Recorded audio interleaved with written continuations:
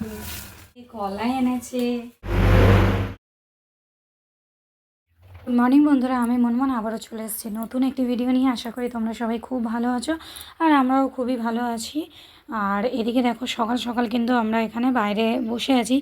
আকাশটা দেখে বুঝতেই পারছো দূরের গাছপালাগুলো একেবারে মানে কুয়াশায় ভরে আছে, কিন্তু আমার মহারাজা একদমই আর ঘরে থাকতে চাইছে না।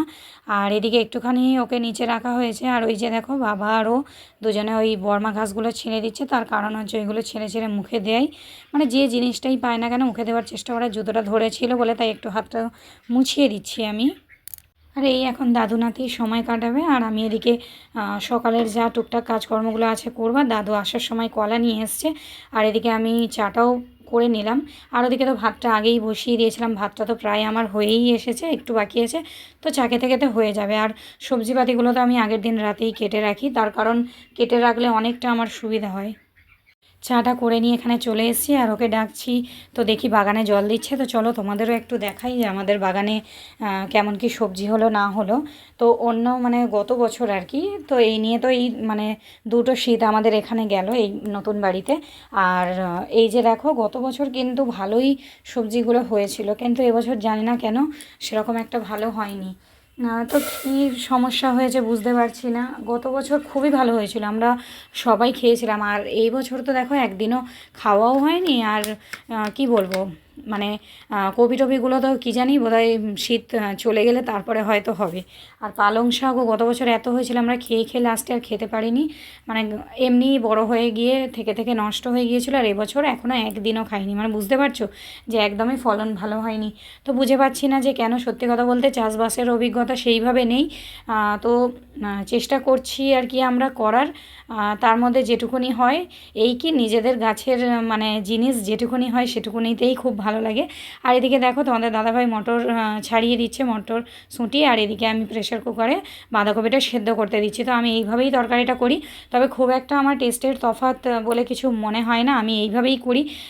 আমার কি হয় বলো তো, হয়তো মানে চটজলদি যেভাবে করতে পারা যায় আমাকে রান্নাগুলো সেইভাবেই আর কি করে নিতে হয়। না হলে আমার মানে এইটুকু সময়ের মধ্যে মানে ওকে সামলে আমি পেরে উঠি না। তার মধ্যে ধরো সকালবেলা উঠলে ওকে ফ্রেশ করানো, ওর খাওয়ানো, এগুলো তো আমাকে করতে হবে। মানে অন্য কাজ পড়ে থাকলে থাক, ওকে তো আমাকে করতে হবে এগুলো। আর এদিকে দেখো দুদিকে দুটো বসিয়ে দিয়ে আমি কিন্তু পরে বলছি কী কী রান্না হচ্ছে। আর এখানে আমি ধনেপাতা তুলতে এসেছি। এই যে চাষের কিন্তু এটাই মজা, যে নিজেদের গাছে টুক করে তুলে নিলাম। আর এদিকে দেখো ওর খাওয়া দাওয়া হয়ে গেছে, ওর টিফিনটাও প্যাক করে দিলাম। এই দেখো বন্ধুরা, দাদু কলা এনেছে, কলা এনেছে। আর এদিকে হচ্ছে ওর বাবাও ওর জন্য কালকে কলা এনেছে, তো কোথাও কলা পায়নি, আর এরকমই অনেকটা রাত হয়ে গেছিলো, তো এরকম ছোট সাইজের কলা পেয়েছে, তাও বলেছে বলে নিয়ে এসছে যে যেমনই হোক একটুখানি খাবে কোনো। আর আজকে সকালবেলা দাদু কলা এনেছে, এখন আমার সোনা কলা খাবে।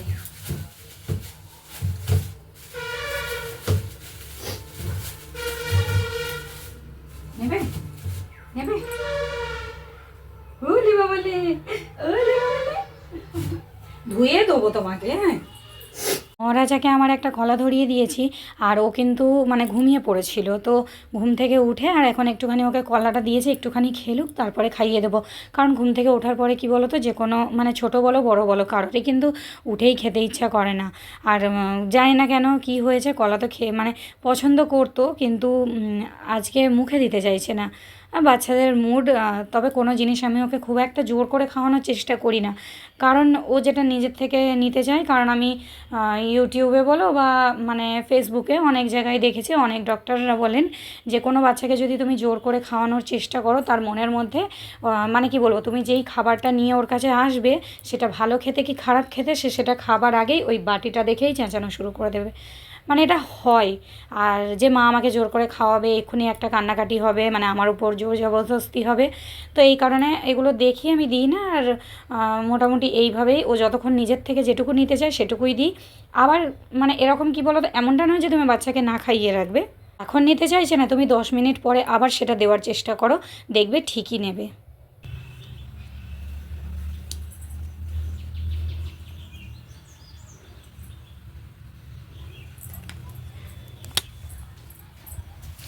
চলে আসো চলে আসো বাবা, চলে আসো আমার কাছে আসো।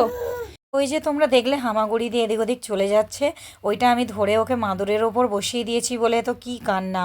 মানে তারপরে তো ভাবলাম যে ঠিক আছে, এখন তো স্নান করতে অনেকটাই সময় আছে, তাহলে একটুখানি দাদুর দোকানে ঘুরে আসি। তো এসে দেখছি যে বাবা কাজ করছে আর আমরা এখানে একটুখানি দাঁড়িয়ে আছি। আর বাবার কাজ হয়ে গেলে তখন আবার দাদুর সঙ্গে একটুখানি থাকবে। আর এই যে দেখো ওই দিকের বাগানটাতে এক রকমের গাছ এসেছে, খুব সুন্দর। জানি না ক্যামেরায় মানে দূর থেকে তো বোঝা যাচ্ছে না, কিন্তু গাছটা খুব সুন্দর। আর বাবা একটুখানি কাজ করছে, করুক। আর এইটা খুব জোর মানে সাউন্ড হচ্ছে, ভাবছিলাম যে বাড়ি চলে যাব, কারণ এতটা সাউন্ডে তো ও হয়তো ভয় পাবে, কিন্তু না, একেবারেই ভয় নেই।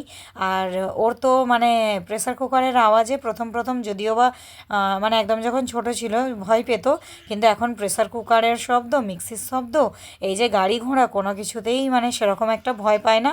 আর মানে বাইক দেখলে, কোনো গাড়ি দেখলে এত খুশি হয়, মানে ওকে কোথাও ঘুরতে নিয়ে যাওয়ার থেকে, মানে অন্য কোথাও দূরে দূরে, তার থেকে মানে ওকে দোকানে এনে বসিয়ে দিলেও খুব মজা পায়। এই যে ওটাই ওর স্পেশাল সিন।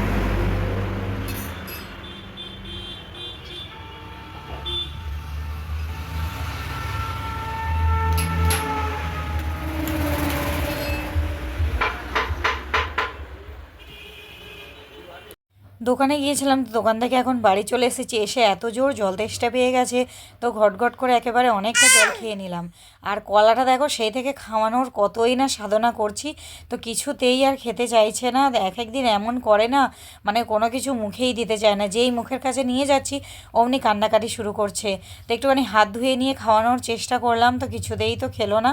আর শেষমেশ আমি নিজেই খেয়ে নিয়েছি। আর এখন বাবা এসেছে, তাই বাবার সঙ্গে একটুখানি থাকছে। মানে বাবা এসেছে অনেকক্ষণটাই পরে আর কি, ওর স্নান ধান কমপ্লিট হয়ে গেছে, একটুখানি রোদ পুইয়ে ওকে ঘরে নিয়ে চলে এসেছে। আর এই যে দেখো একদম ফ্রেশ ট্রেশ হয়ে বসে আছে, আর এখন ক্রিমের ডিবেটা ধরেছে, আর বাবা এখানে পাশেই বসে আছে। আর সেই সুযোগেই আমি চটপট করে আমার কাজগুলো করে নেওয়ার চেষ্টা করছি, যতটুকু করা যায়, কারণ তখন তো ও মানে ডিউটি চলে যাওয়ার পর আর কিছুই করতে পারিনি। তো পাশাপাশি দুদিকে দুটো গ্যাসে একদিকে দুধটা জাল দেওয়ার জন্য বসিয়ে দিচ্ছি, আর পাশাপাশি আর কি বাবুর খিচুড়িটাও করে নেব। তো এটাই আমি প্রত্যেক দিন আলাদা আলাদা ভেজিটেবলস অ্যাড করার চেষ্টা করি, কারণ যখন মানে কোনো দিন গাজর, কোনো দিন বিম কড়াই, কোনো দিন কুমড়ো, মানে এরকম যেদিন যেমন থাকে। আর মাঝের মধ্যে পালং শাক, আমি মানে মোটামুটি যে কোনো 2 বা 3 রকম ভেজিটেবলটাই মানে ভেজিটেবল ইউজ করি, এর বেশি কিন্তু আমি দিই না। মানে অনেক রকম দিলে কি বলো তো, বাচ্চাদের জন্য আমার মনে হয় ঠিক না। আর তোমরা কিভাবে করো সেটা কিন্তু অবশ্যই কমেন্ট করে জানাবে। আর ওদিকে খিচুড়িটা হতে দিয়ে দেখো উঠোনটার কী অবস্থা, সারাক্ষণ তো এখানটাতে থাকি, আর যেটা দরকার পড়ে সেটাই টেনে টেনে ব্যবহার হয়। আর এখানটায় বাবা আছে, সেই সুযোগে চটপট করে পরিষ্কার করে নিলাম। তো বাবা চলে গেছে দোকানে। আর এই যে আমার মহারাজাকে একটা গেঞ্জি পরিয়ে দিয়েছিলাম, এখন আবারও আরেকটা গেঞ্জি পরিয়ে দিচ্ছি। আর মানে আমি যেটা মনে করি কি বলো তো, একটা মোটা জামার থেকে মানে পাতলা পাতলা জামা লেয়ারে লেয়ারে পরাবে, তাতে করে কিন্তু অনেক ভালো। মানে তোমরা দুটোর জায়গায় 3টে পরাও, মানে এরকমভাবে পরাও, সেটা মানে অনেকটা আরামদায়ক হবে। এদিকে চুপচাপ ছিল দেখে আমি স্নানটাও কমপ্লিট করে নিয়েছি।